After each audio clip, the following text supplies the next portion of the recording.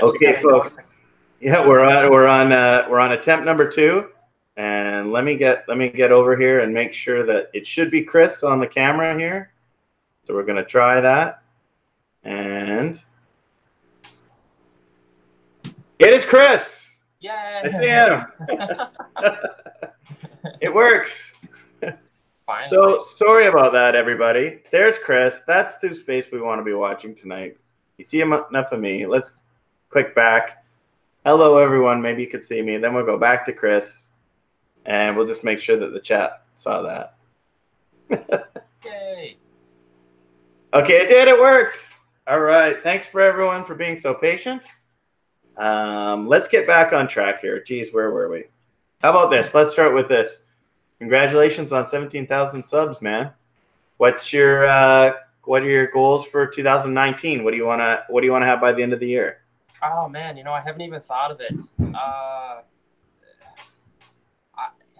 It's never enough. Like once you get going, it's human nature to it's never enough. I want 100,000 by the end of 2019. It's not gonna happen, but that's how it is. So.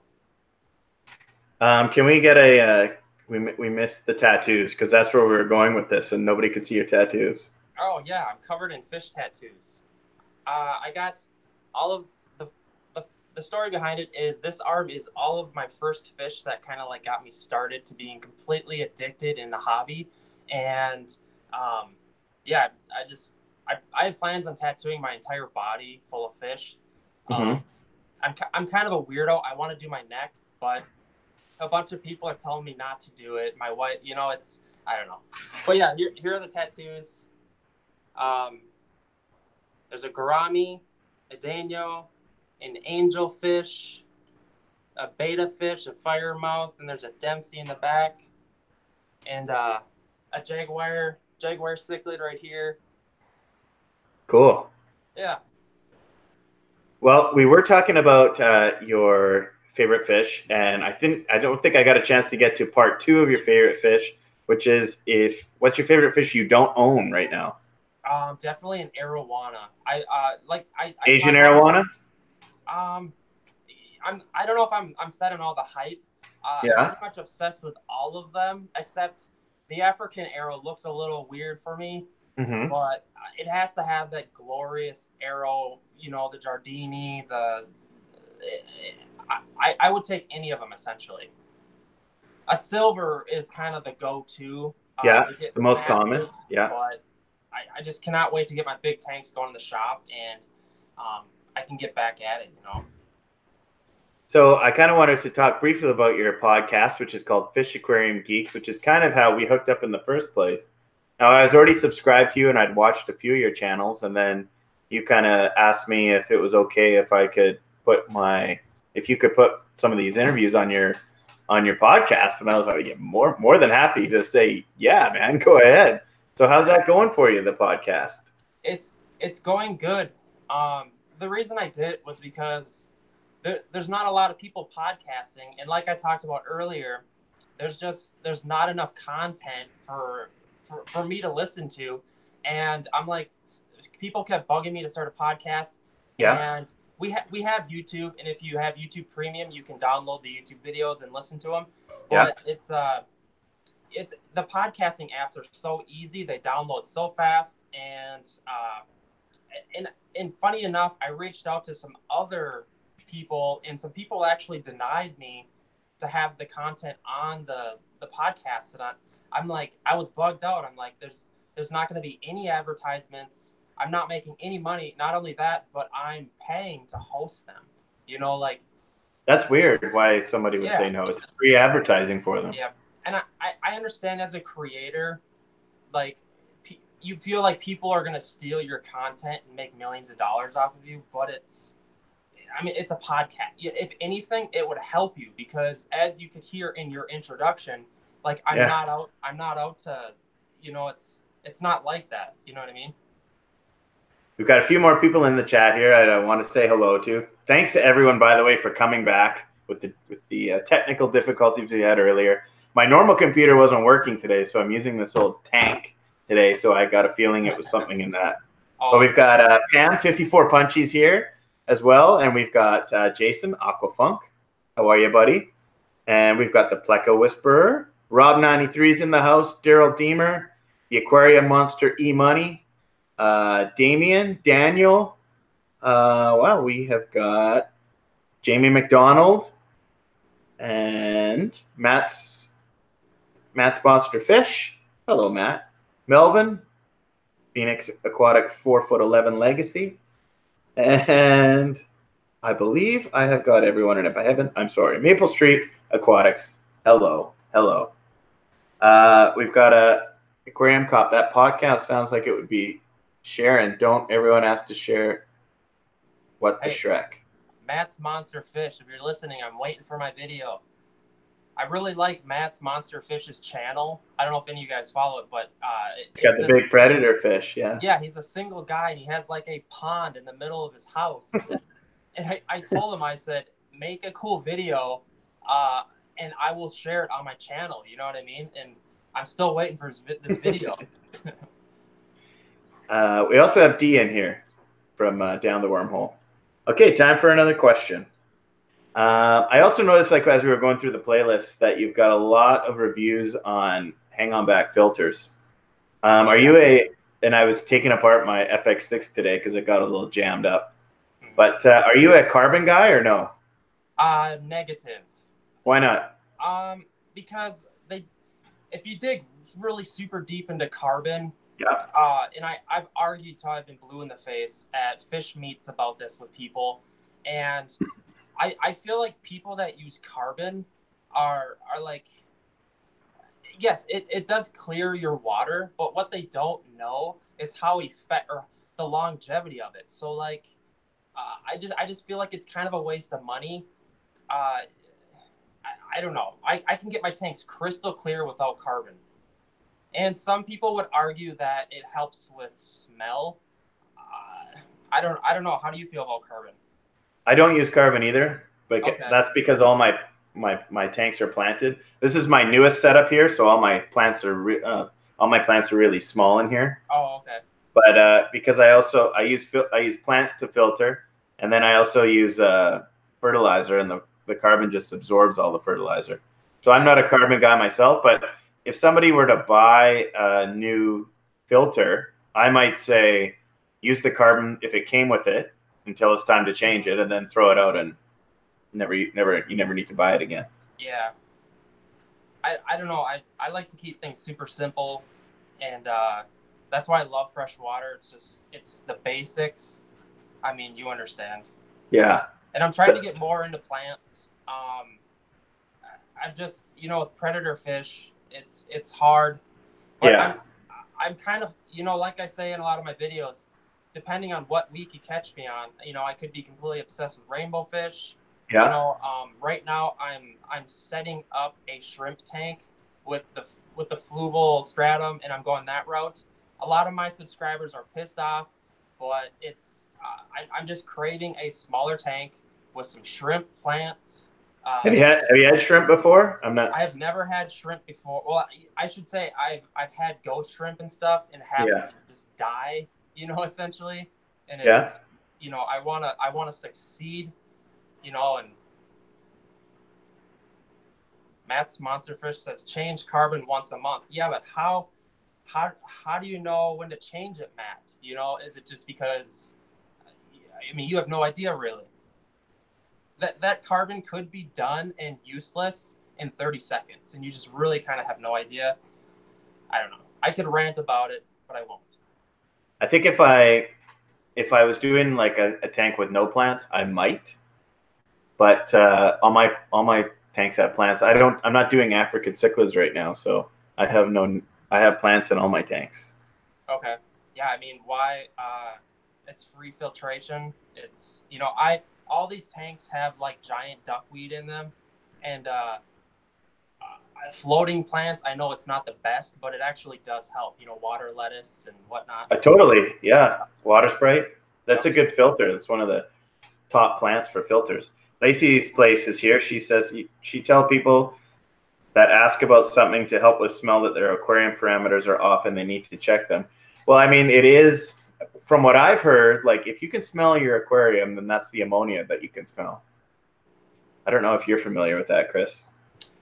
You know, I can walk into this room, and just by the smell of the air, I can even my wife has gotten so good to know, even from like walking by the walkway where the stairway is. Yeah. She says something's wrong with the tanks, you know, like the smell is actually like to pay attention to it. It's a big deal. And once your tanks are properly established and nothing's wrong, they're not going to stink anymore. I've learned that through the years. I know when you walk into some of those grungy little pet shops and it reeks when you walk in, just be aware when you buy the fish that you may not have them for a long time. Yeah, Wayne here from Just My Fish says, I don't use chemicals at all, not even water conditioners. I'm on groundwater. Well, you can keep your water out for 24 hours without water conditioner as long as it doesn't have, not chlorine, but there's another, what's that other chemical that some places have? Chloramine. Chloramine, yeah. Mine unfortunately has chloramine, so I have to use Prime. Yeah, I'm on well water, so I'm fortunate. You're on well water? Yep. Well, Kerry Pitt here, he says that in the 60s we used carbon because we had well water. In those days, it was just what you did. Yeah, they did a lot of funky stuff back then. Even when I started in the aquarium. They didn't what? Discus tanks. They didn't do a lot of stuff, you know. Yeah, for sure. Yeah, I couldn't imagine. Like, think of how weak discus fish are right now. Think of 30 years ago when they weren't heating tanks. Like, how were discus fish even staying alive? For sure. I don't know. I didn't know anyone back then. Like when I started keeping fish about 25 years ago, I don't know anybody that had discus. Kind of African cichlids were just kind of coming onto the scene back then. Yeah. There was an interview on the aquarium pod or the Aquarius podcast. He did an old timer and he talked about keeping fish like 30 years ago, and he was talking about like not even using heaters, and he was keeping discus fish in like a 20-gallon tank, and they were staying alive, which was crazy to me, you know. You've got a video here that's got almost 500,000 views, and it's on Guppy Care. I think Guppy Fish Facts. How do you create a video that gets 500,000 views? You know, I have become obsessed with like YouTubing, and if anybody wants to message me and just ask me questions, I love talking YouTube. And the secret sauce is getting your videos to rank in the YouTube search algorithm. I get super geeky with it, but like if you were to search for anything essentially, and if you can be on the top of the list, you're obviously, the traffic is just crazy. You know what I mean? Yeah. And there's tricks to get your video to rank better. You know, I mean, I could get real geeky about it. I mean, if you want to, it's up to you. So what do you have plans for? Like what's going to be the next video you make that like takes off for you that you're kind of thinking about doing? I think I'm doing like a time lapse video of setting up my shop, and I will claim defeat, and I'm not very good at editing. A lot of my videos are kind of vlogging. I get a lot of comments. People are like, "Hey, we're sick of seeing your face." I'm not the best at this, but I think my best video will be I'm actually putting in a lot of effort to do like a time lapse of the setup of my store. Mm-hmm. And I'm building a rack. It's the same rack that Corey has in his store that holds all those 20s. Yeah. I'm building one of those racks on a wall that's like 40 feet long. So that'll be kind of cool. And essentially, it's just going to be like a ton of footage just of the store kind of being built, essentially, you know? So how many tanks have you got going on right now? Right now I have, I think I've really downsized because I've moved. I had 2 fish rooms going. This is one of them, and I completely kind of devoted this to live streaming. I took out all the tanks here in the middle, and I'm moving all the tanks out to the shop, and I'm down to 12 tanks right now. And to be completely honest, it's kind of a release of fresh air because having that many tanks, like that is my biggest fear of setting up the store Yeah. is just burnout, like all the maintenance. And that's essentially why you need to get into Planet Aquariums because, I can't be doing water changes and having the systems in place where you can hit a switch and change 20 tanks at the same time. Yeah. And I sometimes look at my tanks right now in this room and I'm just like, am I going to wreck this hobby for me? And I constantly wonder that if I'm going to set up so many tanks out in the store, because it's going to be a lot of tanks. And I'm a compulsive person. And I don't know. I'm kind of worried, but I'm just so obsessed. I have to go for it. Yeah. I don't know how to explain it. You know what I mean? A lot of people talk about burnout. I'm worried about it. Yeah. Well, things are going to get busier for you. I know you've got a new kid, and then once that kid gets a little older and gets into activities and all that kind of stuff, it does take away from your life somewhat.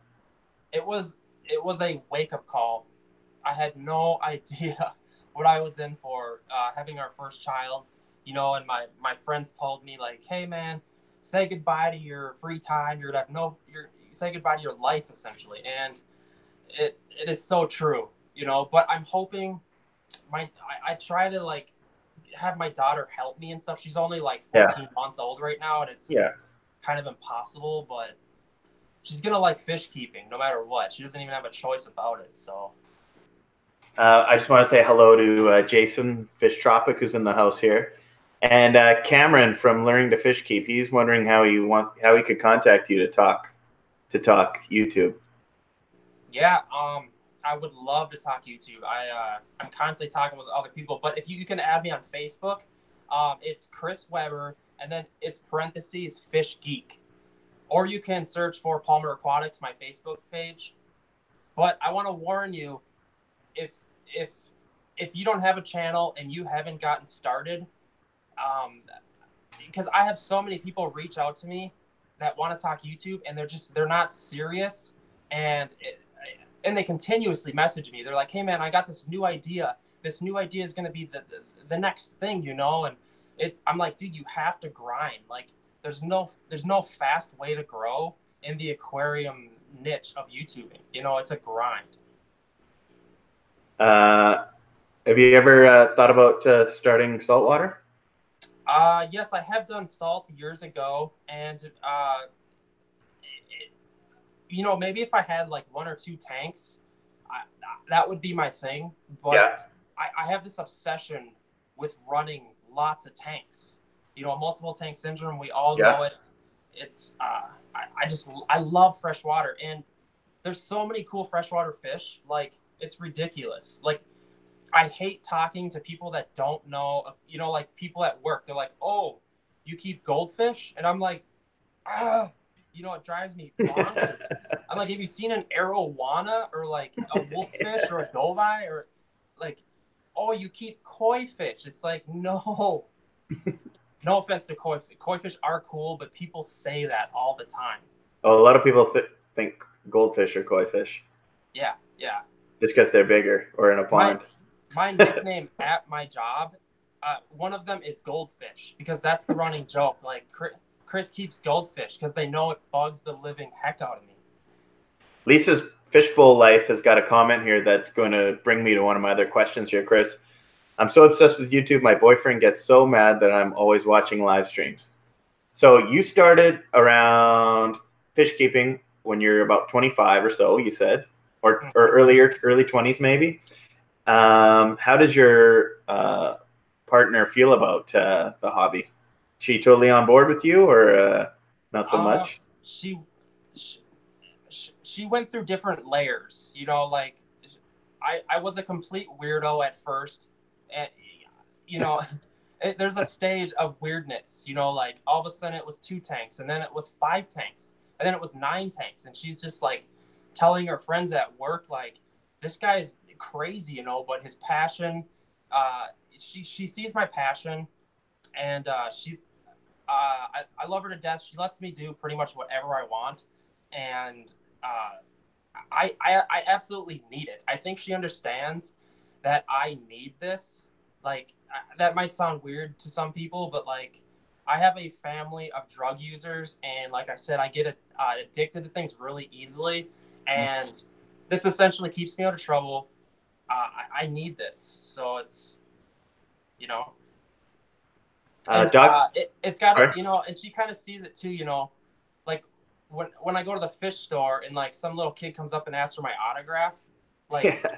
it's like it clicked with her then, like I she to be completely honest though, she is sick of having all the fish tanks in the house Yeah. because say if like I'm gone for like a 12-hour span Mhm. and a tank goes south, maybe a fish died, um, or bad things can happen. A fish can die, and they stink, and she gets sick of the water smell. Um, she gets sick of the high power bills, but what can you do, right?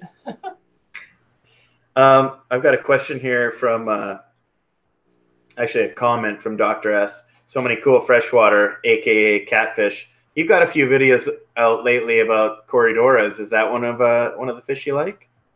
Yeah, I'm thinking about, like I told you, I'm thinking about setting up that planted tank. I'd like to get some Yeah. quarries in there, and I deal so much with predators that I almost want to. I get sick of fish trying to kill each other, and I Yeah. need a little bit of that calmness in my life right now.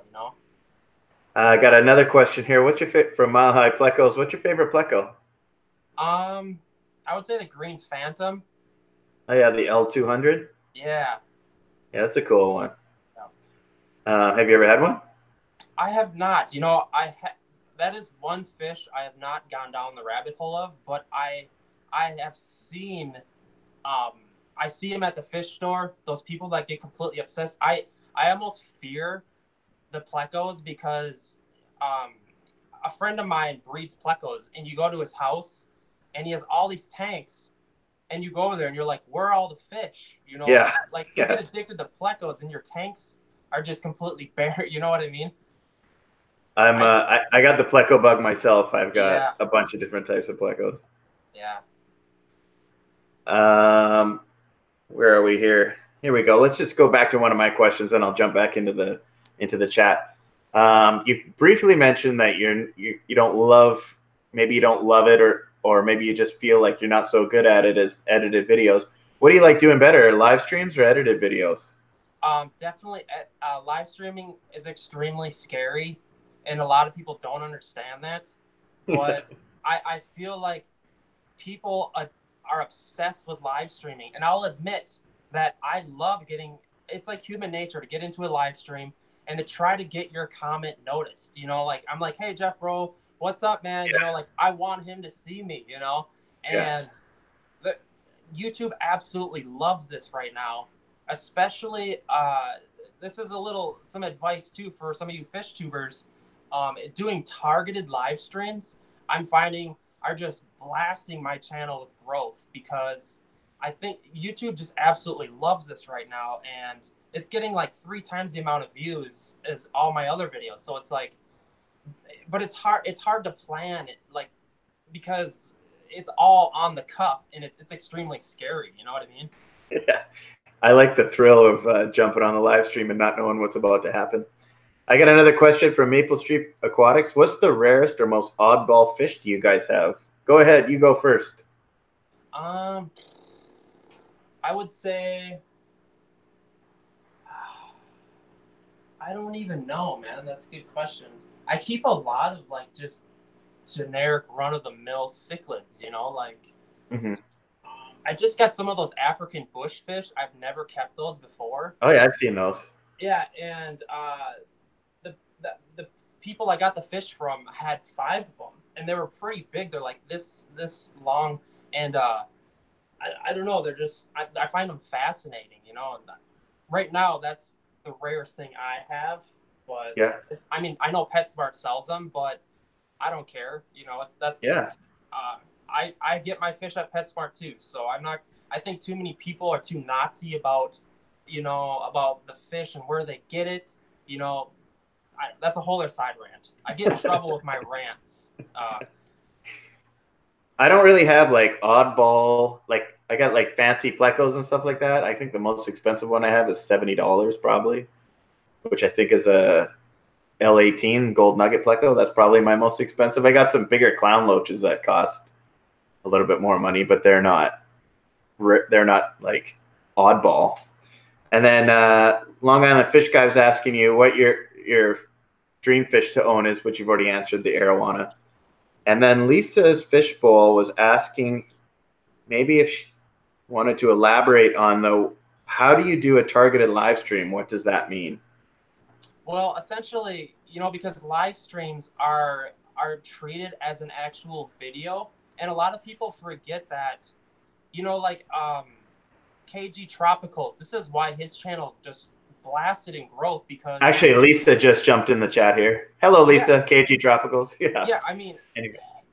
Your guys' channel has blasted in growth because it was on like the cuff of live streams, and it was brilliant because John did targeted live streams, and because YouTube, your live stream is a video for people to view later on. A lot of people forget that. Like, I love Jeff Rowe's channel, but like when you come to a video that is a year old and it's just kind of, you're just doing Q&A, it's not really targeted. But whereas if it's targeted, you could solve a person's problem in the future, essentially. And it's, it can be extremely powerful. And when I say targeted, just almost treat it as if it will be a video for your channel for the future to also help answer questions in the future. Kind of like a species spotlight video versus an unboxing video. Not many people are going to Google for an unboxing video where you've got 20 of them. Not that anything wrong with them. I do unboxing videos sometimes too, but my videos that are specific on a specific fish or a specific problem in a fish tank continue to get views every day, where an unboxing one might get a bunch at the beginning, but then it dries up. And I think a lot of people forget that your traffic is it's a long-term thing. Like you not only have to think about your subscribers viewing it within the first 24 hours, but someone's going to watch your video 5 years from now. Mm-hmm. And is your video going to be helpful in 5 years? Or is it going to be like, a lot of people, when they start their live streams, there's like 3 minutes of like OBS starting up, and they're just waiting for it. And if you're watching that video in 4 years, it's not going to be very fun to watch, essentially. You know what I mean, kind of? Yeah. Yep. So I try to do targeted live streams, if we might do live Q&A, but first we're going to talk about sponge filter. You know what I mean? Like it's going to have a topic, and I kind of become like a Nazi about it because I'm trying to help. I don't know. I'm kind of weird like that though.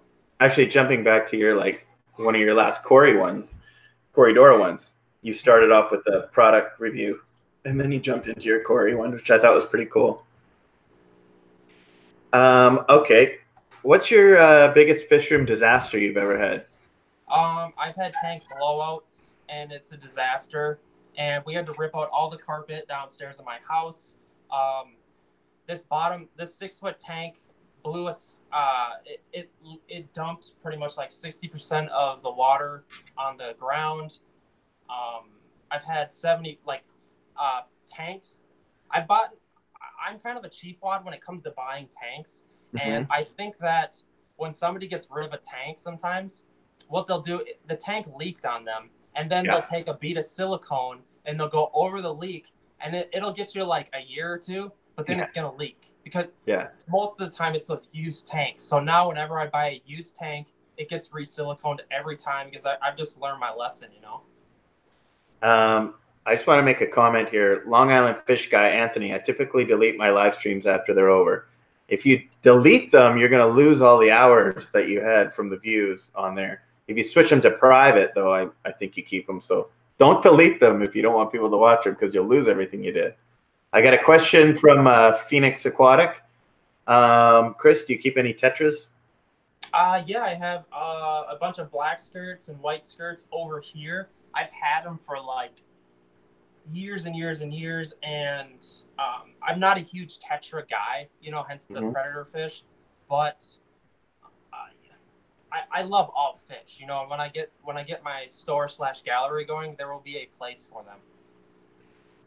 So you've been doing this for about 5 years now, and you've got 17,000 subscribers going on right now. Have there been points where you've kind of like started growing, stopped, got very frustrated, changed things up, kept going, and if so, what did you do to get through those walls? Yeah, I have two channels, and I was going with two channels for the longest time, and I I figured I don't know why I did two channels. I think I wanted to be able to test things differently.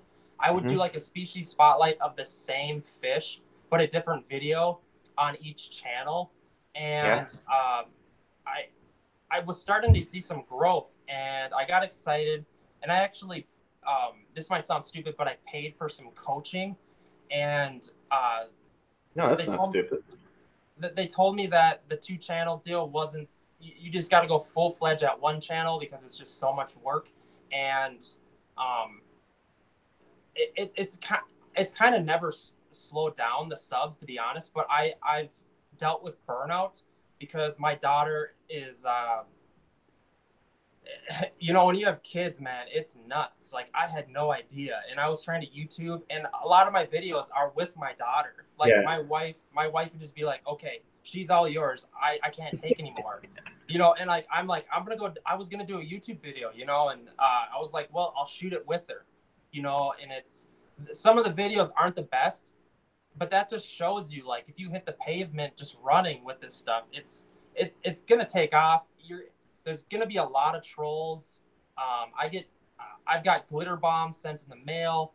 Uh, Really? the trolls become insane, yes, and I think it's just part of once you get bigger. And I will admit I do a lot of rants, and I got some advice from Yeah. Dustin's Fish Tanks, and he Yeah. said if people aren't mad, or he told me this quote, and it was just perfect. If people aren't mad at something you're doing, you're not doing it right. And the I'm not saying I'm poking the bear, but sometimes I don't know. It is what it is, you know. I got a question here. We're almost out of time here, but I am gonna take a few more questions in here if we've got them. And we did have one from Lisa from KG Tropicals, and she's wondering if you ever kept discus. I have kept discus. Hopefully, you didn't see my rant video, Lisa. Um, I'm That was a still recent one. I'm still getting messages regarding it. I don't. I, sometimes I've almost deleted that video like 5 times now because I don't know. I get ranty. I guess it is what it is. But Lisa, I love your guys' channel. John, tell John to look at my messages. I'm just kidding. Hey, I got another comment here from Aquarium Cop about it's Christmas garbage night now. So many tanks at the curb. People without multi-tank syndrome get a bigger tank and put the smaller one to the curb. Go scouting like NY Gold does. He does too. Donald, he's found some stuff wherever, and it works out for him. Chris, is there anything else? Anything else you wanna say while we're on here? Because our hour is up. I know we had that little delay in the middle where we had the computer mishap, but is there anything else you wanted to add? I guess I don't know. I'm fine on time. If there's more questions, I mean, this is what I love to do. So it's Okay, well let's. I mean, I'm with you. I like the live streams much better than the videos myself. I did like the videos a lot, but I just find like you get the excitement from the live stream. You don't know what's going to happen. It could be a disaster. it's a complete I like addiction the in thrill. itself. Yeah. It is. I know. So Golden Fish Tanks is wondering what fish is the hardest for you to keep. The hardest to keep, I would say the big predators because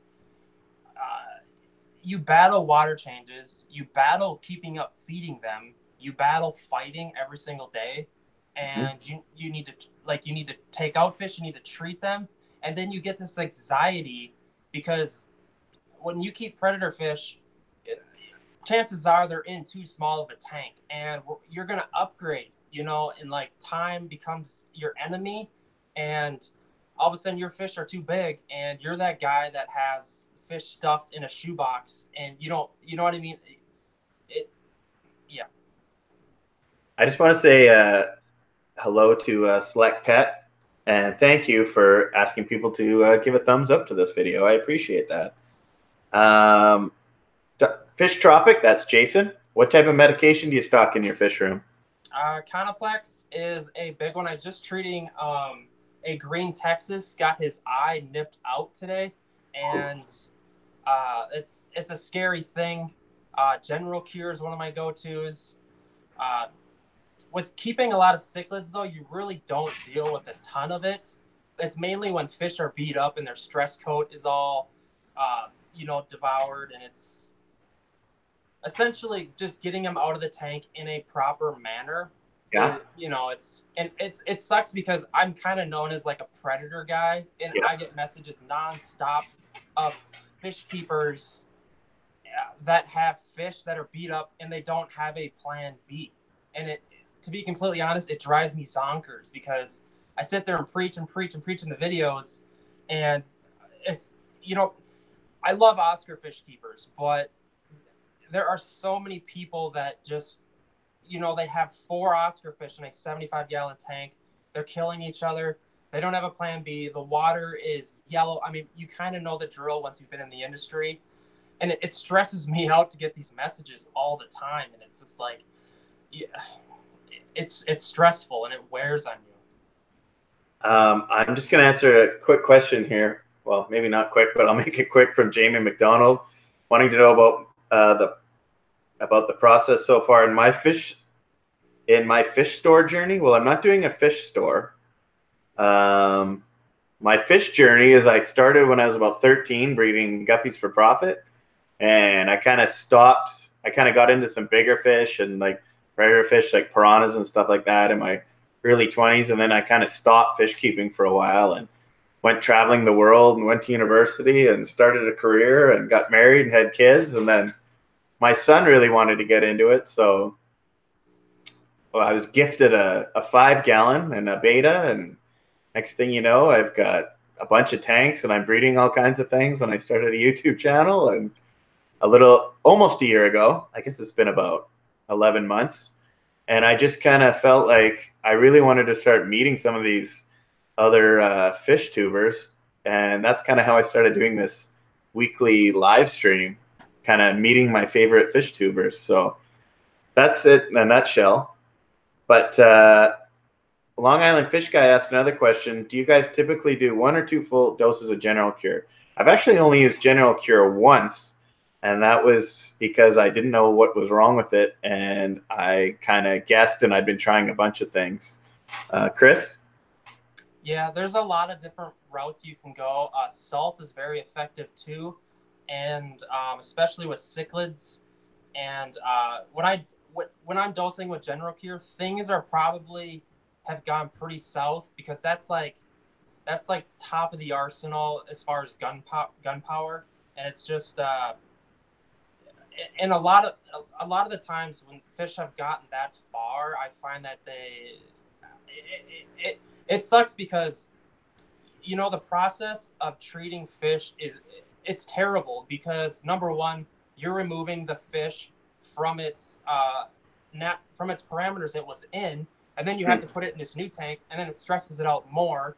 And a lot of times people are just makeshifting a setup tank, and the cycling's probably not even that great in the tank setup, and then that adds more stress. So it's like it's kind of a scary thing treating fish. And I feel like to do it right, you always need to keep a tank set up for it, and maybe what I do is I keep a 20-gallon, and what I'll do is I will keep like a convict in there to keep the cycle going. Yeah, I have a 20-gallon quarantine tank as well. Yeah, and I feel like keeping that cycle going and treating it as a regular tank is huge, you know, and turning off the lights because, I mean, I'm kind of preaching here, but stress is so big when it comes to treating fish, and it's, yeah. And sometimes, you know, like things could be wrong in your original tank. You know, maybe the water temps, you know, like, cause I heat the room in here, and sometimes tanks lower to the ground will get a little colder than you think, or a tank that's sitting on the concrete, you know, like the temp will get away from you a little bit, and that's actually what is wrong with it. So if you crank up the heat, I don't know, that could be a whole episode of its own, you know. Not Nola Jane Fisher says that multi-tank addiction, it's for reals. Totally is. And Jamie wanted to rephrase that question. He was wanting to know about your store, which we have touched on earlier. But what do you have a date for us? Like, do you have a target? My goal is to have fish in it this summer. See, the biggest setback is wintertime here in Minnesota. You know, like we're getting a snowstorm like as we speak, and to be able to heat a 40 by 40 building to 80 degrees is going to be a lot of money. And I'm closing up the windows. It has two big garage doors. I'm thinking about taking one of the garage doors out. So like there's a lot of this general construction, and a lot of people are like, well, just throw some tanks in there, you know, and turn on a heater. It's just like, it's not that simple. Like I'm next to Canada, you know, and a lot of people tell me I'm crazy. I'm in Canada. Yeah, I mean, you know, firsthand. Hey, I just wanted to mention that Jeff Rose in here. Jeff, you have been mentioned by Chris several times when he was talking about his favorite fish tubers. Just to let you know, buddy. We've got another question here from Mile High Plecos. Why are you more attracted towards aggressive fish? What is your biggest tank? Aggressive fish. You know, I think it's the predatorness towards it. You know, like I don't know. I kind of hate the fact that I like predator fish because like maybe that goes hand in hand with like me shooting guns and driving a big lifted pickup truck, you know, and I don't think that's it though. I just think I don't know. There's something about it for me, you know. And I got sorry. Go ahead. What was the second part? Sorry. What's your biggest tank? What's your biggest tank? Oh, I have a right now set up. It's only these are two 6-foot 125 set up, but I have an acrylic 450 and a plywood 500 out in the shop. What are you gonna put in those? It's gonna be just the generic monster fish: arrows, datinoids, stingrays. I'm trying to think of a way to people who watch my channel know that I don't really like ponds, but I need something because I have a 500 and a 450, but that I need something larger. That I need like the behemoth where I can keep something massive, but I don't want a swimming pool essentially. So I'm playing around with like I've been looking for like an industrial way to somehow essentially replicate what Joey is doing. I need like this might sound weird, but I've been looking for one of those big dumpsters. Yeah. And I want to put like a piece of acrylic on the side of it and just so you can see it. Water. Yeah. I need like a behemoth to where like, you know, because Joey's channel has that crazy factor, that 2,000 gallon tank, and I crave to have something like that, you know. And I understand I could go with a pond, but fish keeping for me is being able to look through a pane of glass, you know, and see the fish. I got a question from Terry Lindsay here. Have you ever kept tanks on breeding for profit? If so, what were those fish and where did you sell them? I've bred a lot of like the geos and fire mouse, jewel cichlids, and I used to actually dabble with shipping fish, and some people do have my fish out there, but shipping fish is extremely scary, and I will claim defeat. You lose a couple fish, and everyone gets on the internet and starts writing reviews about you. Like that's why nobody is doing it anymore, because it's scary, and it's my heart would be to breed, you know, flower horns, red Texas, and to be able to ship them to everybody, because that's what my channel wants. I'm getting messages every single day to buy fish, but it's like, I just fear that you get thrown under the bus so fast. And Corey talks about it, even with not even shipping fish, but shipping plants, you know, and it's like, it's crazy. Like, you're not much of a planted guy, but there's a question here. Do you keep an air stone going while using CO2 with the diffuser method? That's beyond me, man. I'm not a plant guy. I'm not a CO2 guy only because it costs too much. I'm a floating plants and Anubias kind of guy. Wayne's wondering, do you have any haps? Haps, you know, I do not right now. Well, we've kind of gone over here a little bit. So, what do you got? What do you got going on? What's your schedule? Tell the folks what your video schedule is like here, Chris. You know, to be completely honest, I wish I had a night during the week, but I'll be completely honest and just kind of say that I wing it. And if you happen to catch my live stream, that's awesome. If you don't, it's still okay. I guess you could just follow the channel. I try to do a happy medium of a couple videos during the week. Some days I'll get crazy and do like 3 videos in one day, and then I won't do anything for a week. It's just kind of all over the place. But that's how I am. I don't plan things very well. Ron told me about this live stream like 3 weeks ago, and I was like, "Can you remind me the day before?" You know, like that's how I work. So, I'm kind of I'm probably not going to go next Wednesday, but I do have it's like the day after New Year's. But I'm going to keep doing this because I'm having so much fun and people seem to like it. And January I've got Master Breeder Dean coming up. He's coming in on the 9th, I think. I've got we've talked about him today. I've got Joey, the King of DIY. He's going to be on January 16th. Joey coming on the channel? Joey's coming on. Oh, yeah. Dear Lord. How nervous are you going to be, dude? Hey, I'm just going to try and be myself because that's what I love doing. Ron's downplaying it.